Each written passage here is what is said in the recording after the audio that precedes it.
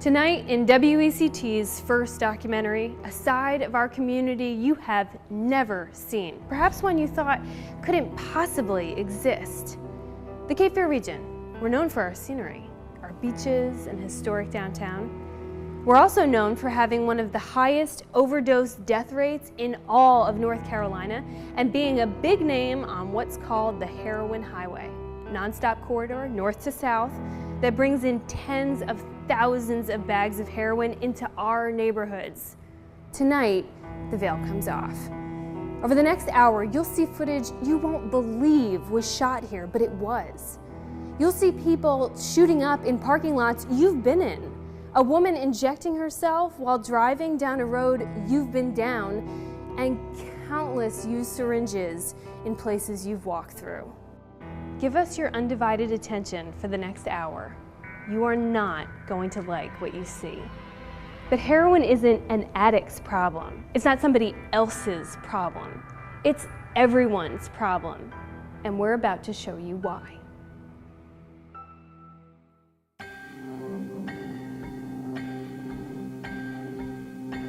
So like the downtown area, great restaurants, great beach. We're looking forward to what should be a beautiful sunset today. Great southern hospitality. So food here, the people here are very nice.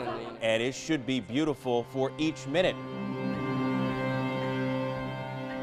Poppy Boulevard with T in our vehicle. Okay, for it. In the area marked Open the bathroom. Just put the right foot in front of the other. Do you have any more dope on you? 30 to 40 bags a day. You can pull over down. There's 2 damn needles in there. Yeah. There's 15 needles in each bag. I don't have anything on me. 10-4 I am. Yeah, come on. I think he's doing a bag right now. There's a world where you have your blinders on and you have no idea that this is going on. And then there's a whole nother world here where this is a major problem. Avatar.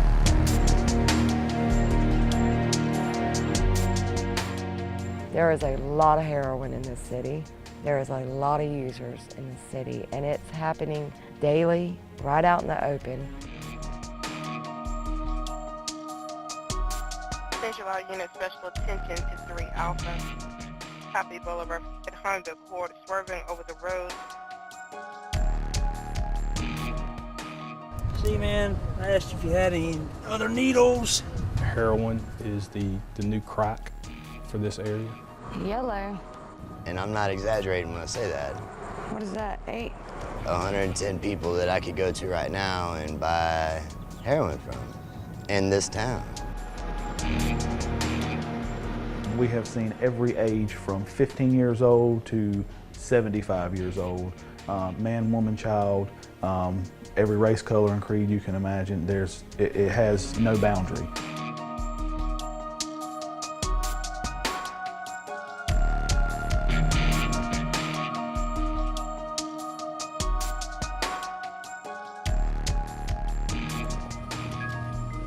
If they've already have the heroin on them and they need a needle, they'll pull up, run into a pharmacy, find the syringes, buy the syringes, run back to the car, and before anybody knows what's happening, they're pretty much already shooting up heroin within 30 to 45 seconds. All right, he's got a needle. Let's get out.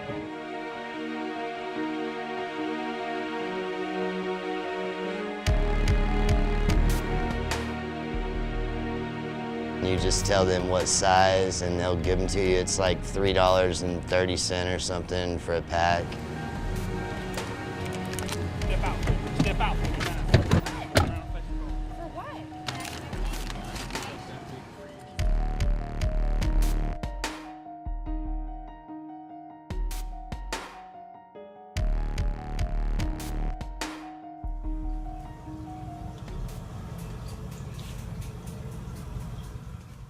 How many bags did you shoot up in the bathroom? Just one. Think about kids who go in there after you. You've got blood, needles, dope. I mean, come on.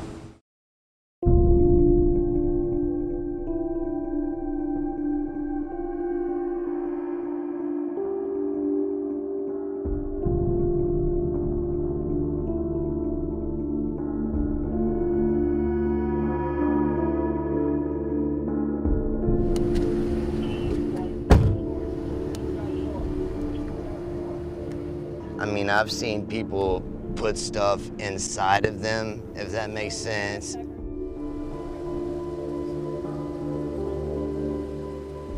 Just certain spots in cars that they would not expect police to search. I got it. We're finding used needles, caps to needles. We're finding used heroin bags. It's a never-ending cycle. I myself have been stuck about 15 years ago. I was searching underneath the seat of a car. When I brought my arm out, it was actually hanging from my forearm.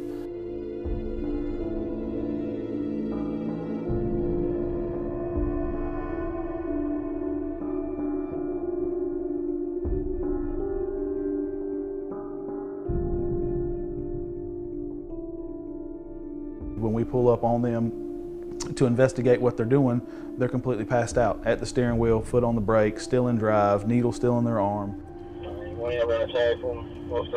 And then we've also had people that have shot up bags of heroin, and before we could get to them to stop them from getting on the road, have got on the road and driven perfectly fine and normal.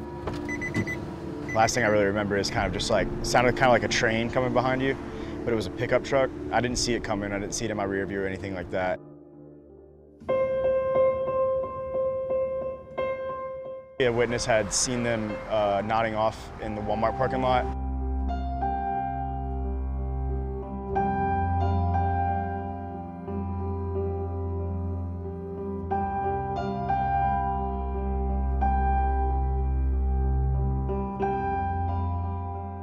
If anyone had been in my back seat, they would have been killed. So when they hit me, my trunk pretty much went into my back seat.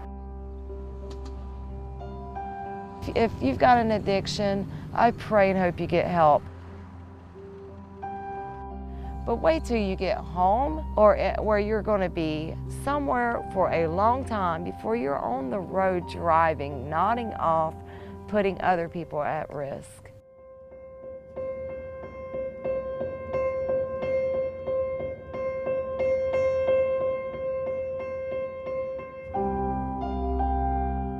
With bags that have been going around that have been killing people up here, that's what addicts want, are those bags, because they're the most potent.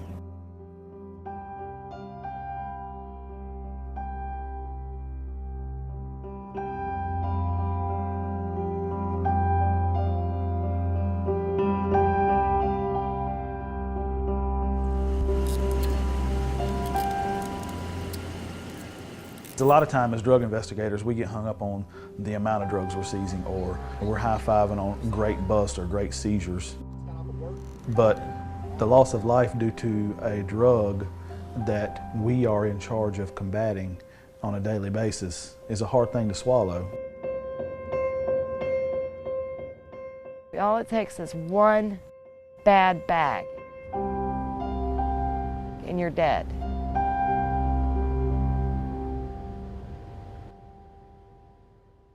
Six months of footage boiled down to a few minutes. And still, what you just saw is but a snapshot of heroin use here.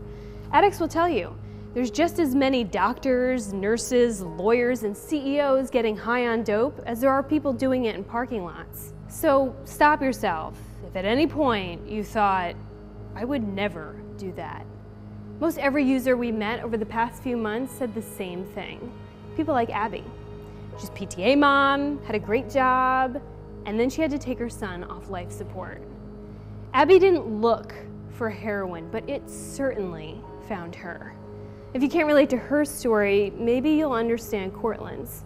His addiction started with a pill that most of us have in our medicine cabinets, making you no more immune than any other addict who thought, this could never happen to me.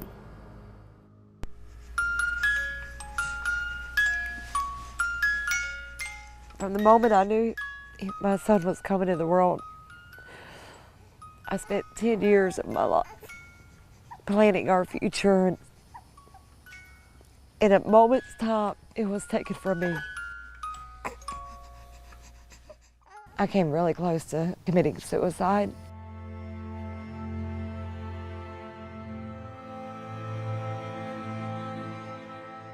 As soon as I would feel that pain, I would just want to numb it, and I started self-medicating. A friend introduced me to a little baggie with something in it. Said, snort this, you'll feel better. It was heroin. It just seemed to take me somewhere else where I wasn't constantly hurting inside. I didn't know how to live. I did think that that was my saving grace, and I even thought that it may have saved my life.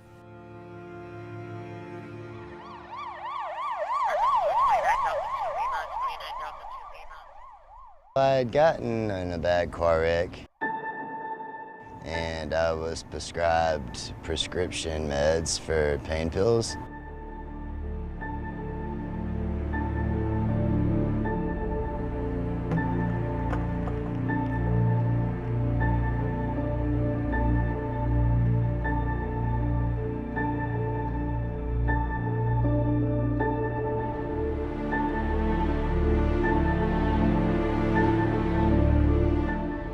Pain was just hammered on everyone. And this notion, I think that we were falsely going to get their pain to a zero. All of a sudden you have people who come in with a simple little ankle sprain, walking out with a week supply worth of whatever opiate.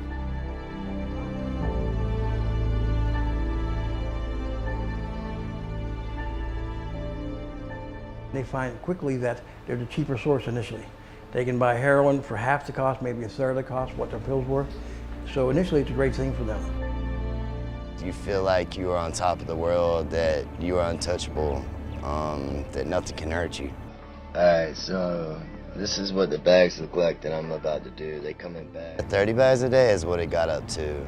How much money is that a day? That's about $200 a day, so that's a $1,400 a week habit. This is me relapsing right now as we speak.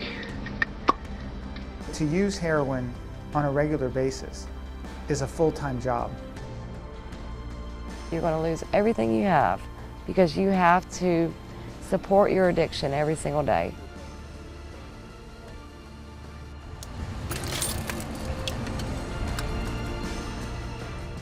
They're pawning everything they have. Some people, unfortunately, are stealing from their families. Girls, they have a different way of getting heroin. I'm not gonna go into specifics, but they don't necessarily have to go out and rob. You okay? As an addict, normal is the drug in your body. And when you do not have it, you are sick. Man, there's a hallway. Sometimes it hurts so bad, you can feel your hair hurting. You will not stop until you get that fix.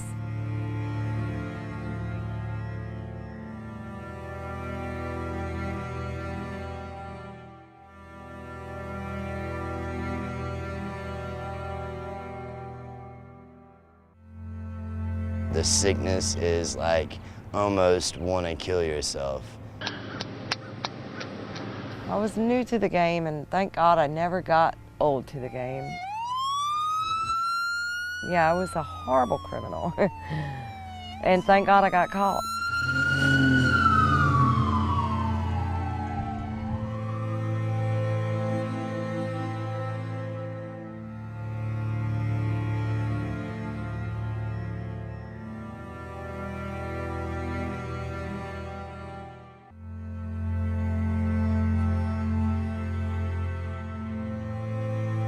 That's stopped the world. I mean, literally, the world quit turning. Thank God for him.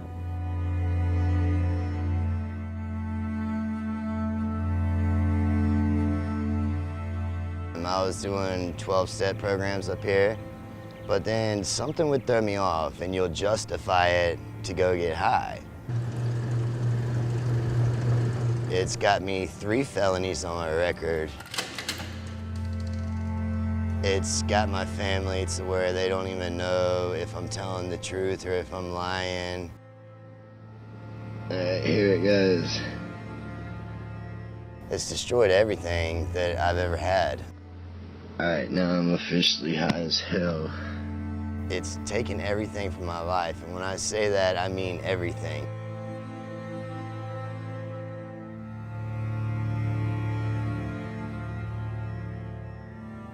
Fortunately, right now I'm sober, and that's great, but it's like, that could change in 5 minutes.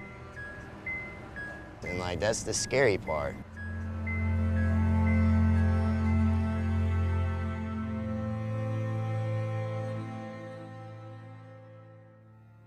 Abby can tell her story looking back, but Cortland, after being on MTV's show Teen Mom, his addiction will forever haunt him online.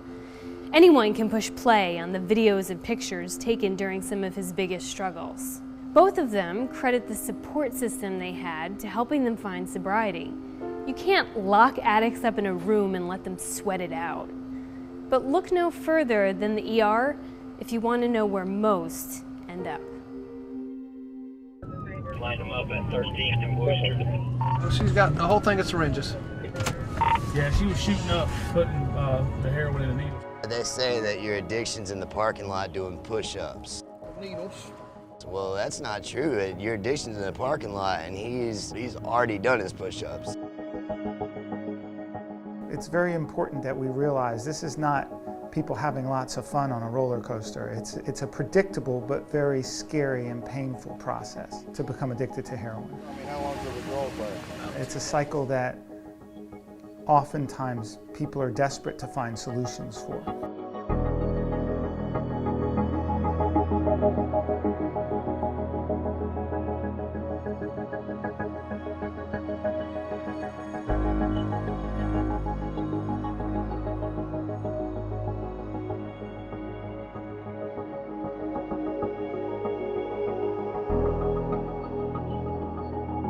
There needs to be at least 10 treatment centers in this town. I think that can be an excuse. People don't want to quit using it until consequences come about.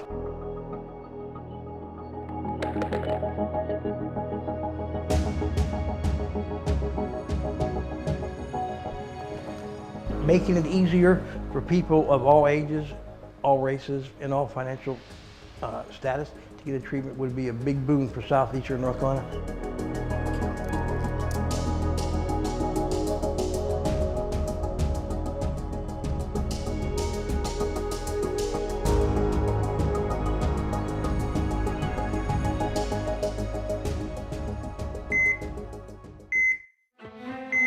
You know it's heroin because you see the track marks, or because the person who rolled them out of the car at the back door said he was shooting heroin, and they peel off and you're left there with this blue unresponsive person. We're not a detox facility, so the best we can do is, help them with their symptoms at this point in time. What that treatment would entail basically is room and board, and what medical care we can provide while we are working to try to get that patient into usually a state facility.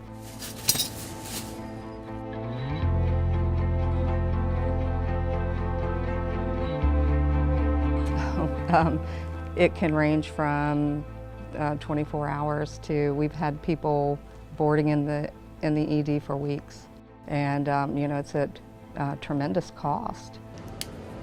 It definitely contributes to the overcrowding problem and takes up treatment space that we would otherwise be able to use for other medical concerns.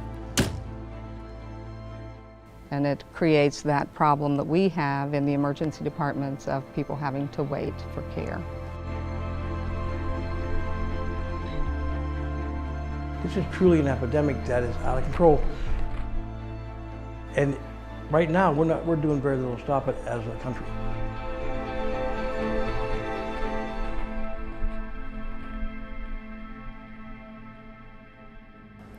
Treatment centers hear it all the time.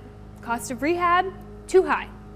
But for perspective, consider that the average heroin user in our area spends about $80 a day on heroin. That's about $2,000 a month, around $30,000 a year. Well, for those not yet ready to ask for help, there is a type of support that will actually drive that help to them. Syringe exchange programs try to make users the best addicts they can be, so to speak, reducing the harm caused to either themselves or anyone else. Trade in your used needles for a new supply, cut down on sharing and the spread of disease, and safely dispose of dirty needles, keeping them out of parking lots and playgrounds. That is the idea. So where is the syringe exchange program in our area? There isn't one. And finding the others is really on a need-to-know basis.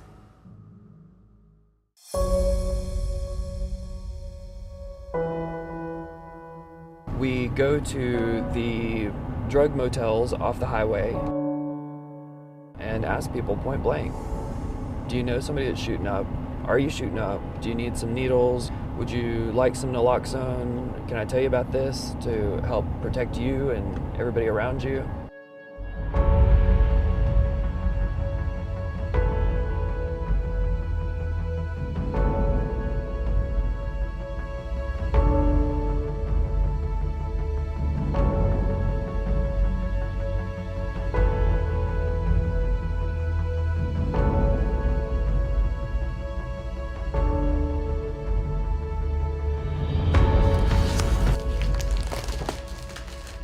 The state of North Carolina, for all intents and purposes, has abandoned the drug user and the addiction community. If you give somebody a clean syringe, you're able to prevent a mass infection rate of HIV, of hepatitis, of all of these things that tend to destroy not just individuals, but families and communities.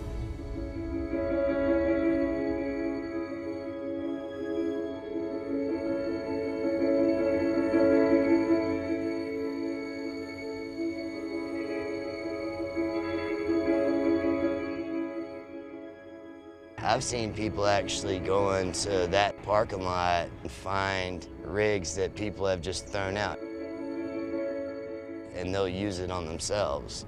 So they could have just caught HIV, they could have just caught some disease, they don't even care.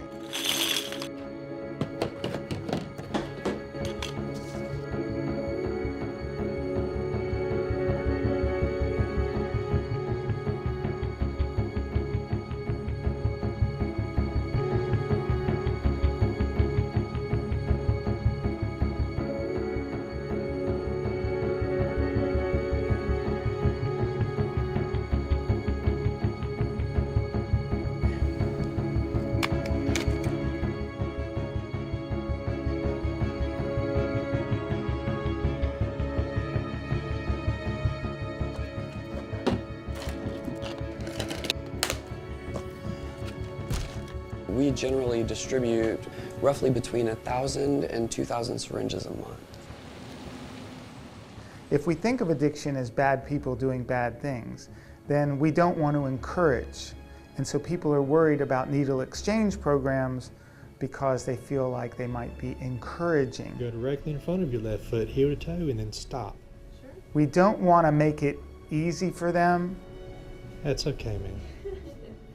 Or okay for them to continue in a negative cycle, but we also don't want to lose them. We want them to be alive long enough to have the hope of recovery. The person we're taking them to, just got out of jail. I just take them up to them, and then they distribute them to the people within their user union. That's what we kind of call their little groups. They're called user unions. There's 15 needles in each bag, where a bunch of IV drug users get together and, they tend to take care of each other, make sure nobody overdoses, and use in a group to make sure that everybody's safe and stuff like that. There should be 75 total. Some of these kids have overdosed 6 times.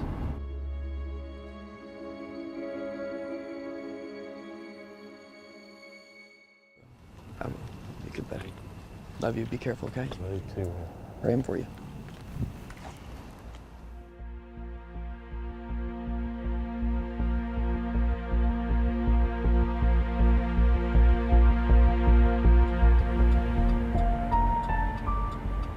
It breaks my heart to see kids that young.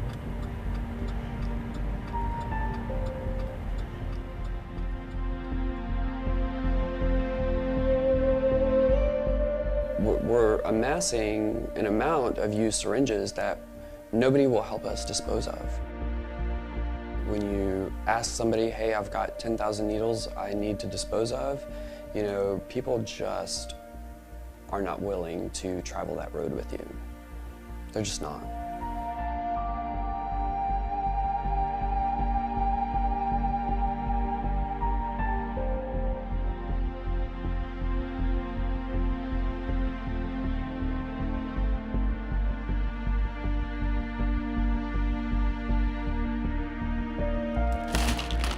God, you know, he just won't let me rest. He won't. Because, you know, I think about the friends that I've lost, and I think about, you know, the people that could be here today. You can't stop.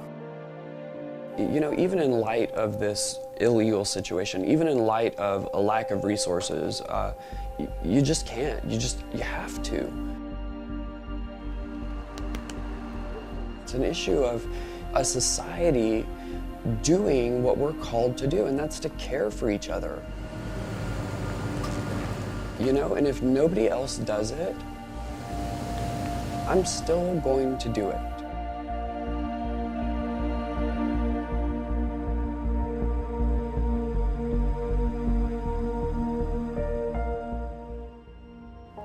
Very few states and counties support syringe exchange programs, let alone fund them. And those that do battle public sentiment, people not wanting their tax dollars anywhere near them. That's ironic, because we're paying for the problem one way or the other. Consider the cost of hepatitis C medication, a disease driven by injectable drug use. In 2013, North Carolina shelled out $8 million paying for it, and more than $50 million the very next year. So where are we going from here? What's the plan?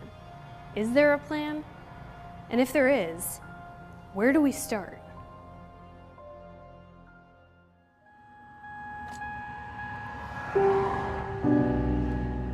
The issue is becoming so prevalent and so obvious that it really is tantamount for all of us, healthcare providers, the community, law enforcement, for all of us to work together to find a solution to this problem, because it's huge. What are you putting, 20 cc's in one bag? So I'd encourage people to get involved in community prevention efforts and then get involved in encouraging people into treatment.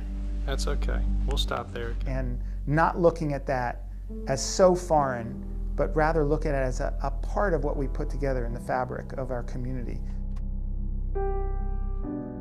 Again, until people make that decisions themselves, nothing can be done. It's never too late.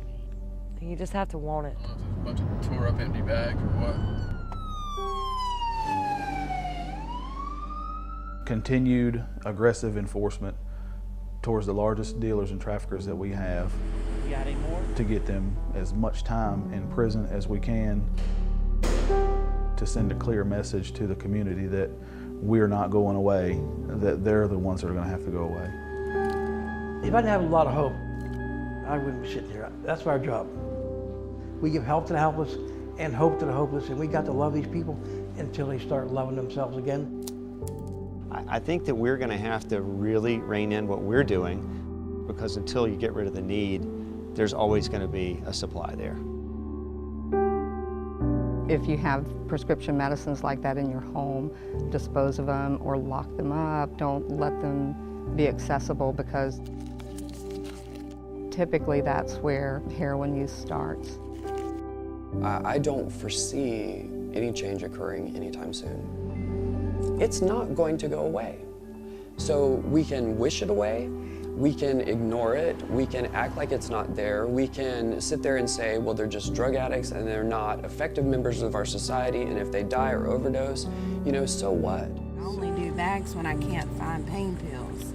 But the truth of the matter is, there is not a single family in this state, much less in this nation, that has not or will not be impacted by this issue.